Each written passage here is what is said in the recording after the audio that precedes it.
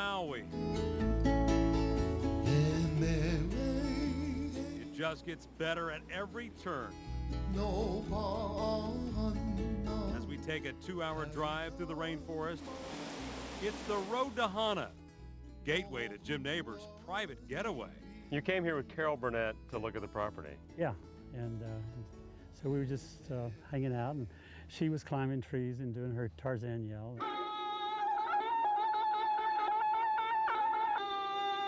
Of course, he did not think we were a serious buyer, and he was looking like, oh my God, Hollywood.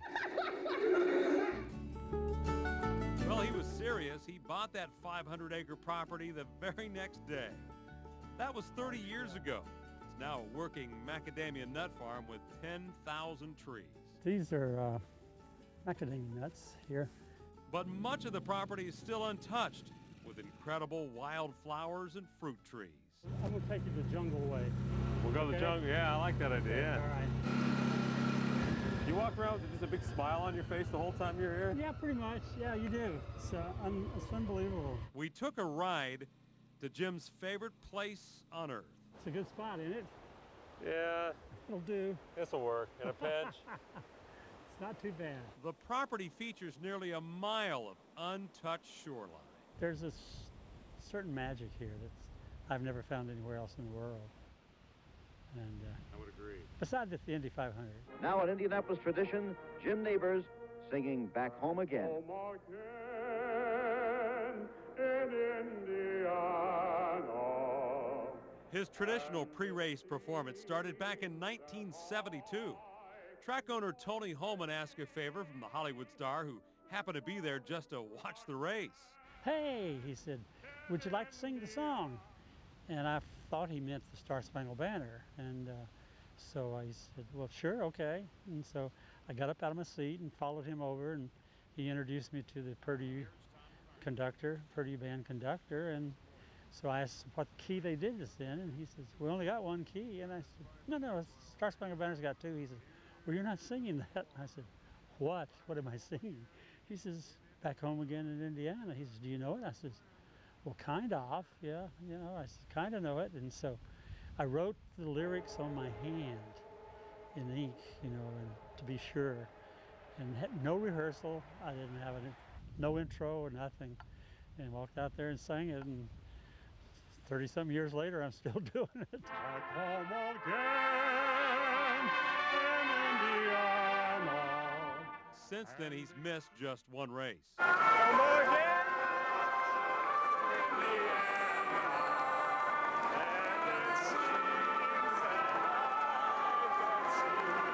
In 2007, the fans sang that familiar song. Jim was battling a heart ailment in a hospital in Hawaii.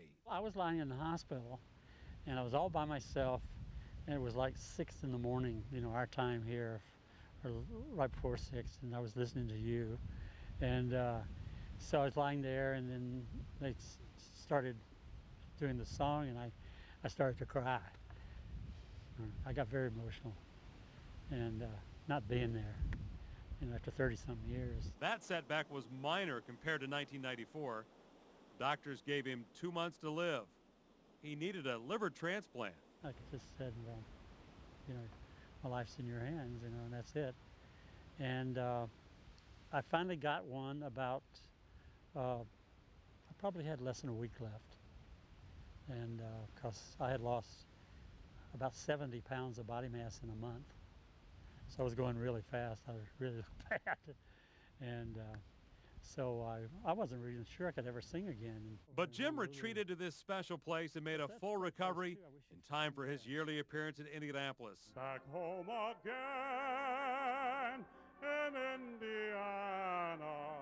He was given a second chance. It just made me more, you know, real in my life.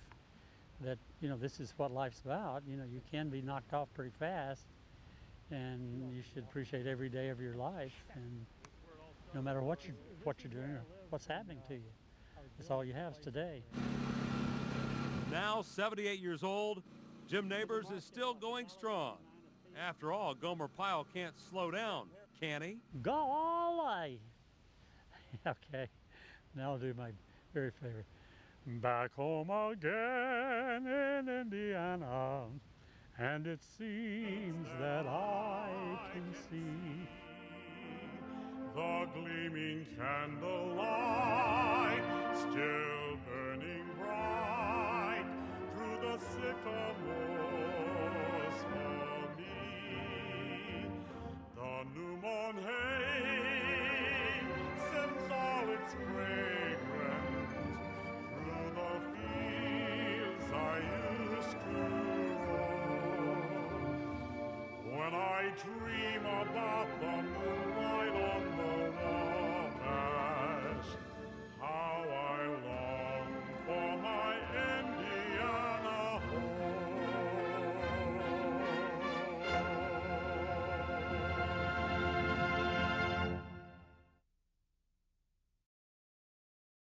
How many people's favorite sport is baseball? So change the play program. Field day, another field day, the first one outside Indianapolis. We're down in Bloomington. What about volleyball? 1, 2, 3, 4. Very good. You know, I know growing up how important being outside of the house was to me, playing ball with friends. We're gonna get up in a bridge, okay? We're gonna do it for 6 seconds, okay? 1, 2, 3, 4, 5, 6, relax. If you can substitute something outside, a hike for sitting in front of the TV, you know, for an hour or playing video games, I think it's well worth it and fun at the same time. 3, 4. Oh my gosh. You guys want to do a race? Yeah. All right, set, go. Yeah, I played basketball, baseball, ran track, played soccer growing up.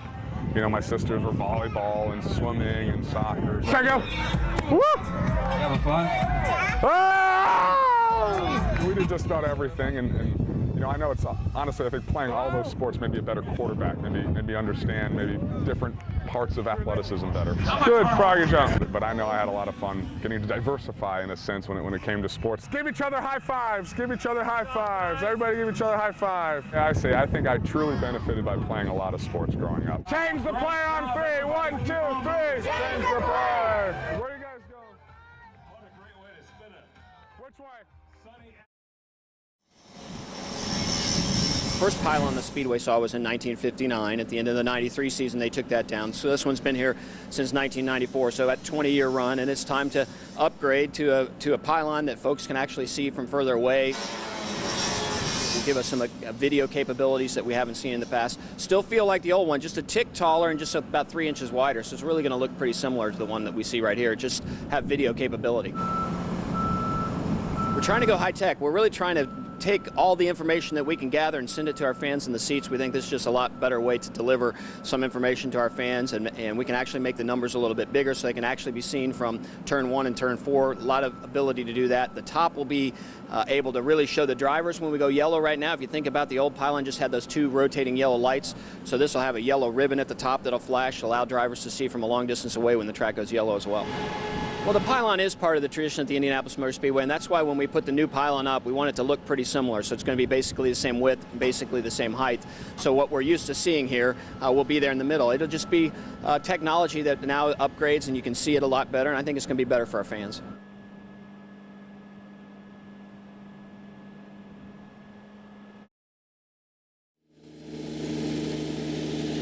I probably need to just throw it up. I don't know. Do they let you warm up when you do these things? It's been years since Brad Stevens stood here. I pitched when I was a kid, but not probably after 7th or 8th grade. He's about to live a boy's dream, throwing out the first pitch at Wrigley Field. Just gonna go out there and hope. And singing "Take Me Out to the Ball Game" during the 7th inning stretch. I'm just excited to go to Wrigley. I don't really care if I'm throwing a ball or singing the 7th inning stretch.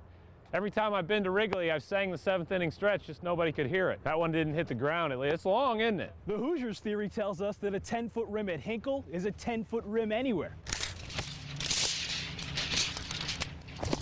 So, 60 feet 6 inches from the mound to the plate is the same measurement at any diamond, right? Well, Bulldog Park is no Wrigley Field. Oh, here we go. Bad throws and bruised egos are the usual first pitch byproduct, from just a bit outside to high and wide to this. That's one of the worst opening pitches I've ever seen. Even the leader of the free world, our commander-in-chief, had little command from the mound. I'm sure our guys will be watching intently to see if it makes it to the plate. Let's see if I can do this one. Oh, there it is. That's the one you want to put on TV. That's the one. See, that's all it takes is one to bounce in there, and then you're a bum. But a poor pitch lasts only an instant. I gotta feel good about, it's kind of like making your last shot. When you walk out of the gym, you gotta feel good about the last couple. That's gotta change. Take me out to the ball game. A song, on the other hand, Take me in. a Cubs fan, Stevens surely won't say this. Oh, it's great to be here at Wrigley Stadium. You guys... But after a one, and a two, and a three, Brad is in tune to the idea that being in tune is unlikely. I'm not too worried about that. Hey, that is what it is. I can't sing. I'm telling everybody now. I'm sure that I'll have my place among them, among the worst ones when it's all said and done on Monday. Any way you give us a sneak peek of the song, or are you No. really going to do it That song's going to happen one time. And just because I know that, hey, it's going to get butchered once, why butcher it more than once? Still, Stevens exudes that trademark calm about his Wrigley Field debut. Of course, when you've coached about 60 feet 6 inches against a legend in the national championship game, pressure becomes relative. I don't feel a whole lot of pressure going into this. It's just going to be fun, and we'll enjoy it. I don't think I'm going to put a whole lot of heat on it, that's for sure. And if I become the butt of a lot of jokes, that's fine with me. Who did I like to watch growing up?